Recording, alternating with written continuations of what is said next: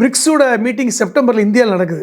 So BRICS கரன்சியை propose பண்ணுறதுக்கான பிரிக்ஸோட கரன்சியை Yuan தான் கொண்டு வராங்க, சீனாவோட இதுதான். சார் அப்போ இந்த ரஷ்யா இந்தியாவுடைய ஒரு கூட்டு முயற்சியில் உருவாகிற கரன்சி அதெல்லாம் ரூபியில் பண்ணுறாங்க. எப்படி பண்ணுறாங்கன்னா, ரஷ்யாவோட பண்ணுற வியாபாரம் ரூபில்லையும் சீனாவோட பண்ணுற வியாபாரம் யுவான்லையும் பண்ணுற மாதிரி இப்போ ஒரு இது கொண்டு வராங்க. ஓகே. இப்போ முக்கியமாக இந்த செப்டம்பர் மாதம் இந்த பிரிக்ஸோட கூட்டம் நடக்குது. அது யார் தலைமையில் நடக்குது?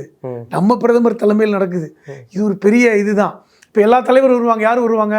பிரேசில் வருவான், ஈரான் வருவான், சவுத் ஆப்பிரிக்கா வருவான்.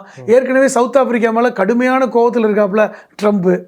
சவுத் ஆப்பிரிக்காலாம் யாரும் வியாபாரம் பண்ணாதீங்க, சவுத் ஆப்பிரிக்கா நிறவரியான நாடு, சவுத் ஆப்பிரிக்கா வெள்ளையர்களை பார்த்தாவே காண்டாகிறாங்க.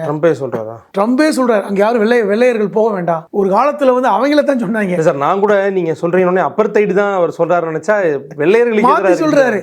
வெள்ளையர்களை ரொம்ப இது பண்றாங்க, டீஸ் பண்றாங்க. அப்படி அந்த அளவுக்கு இன்னைக்கு மாற்றி பேசுகிறாங்க.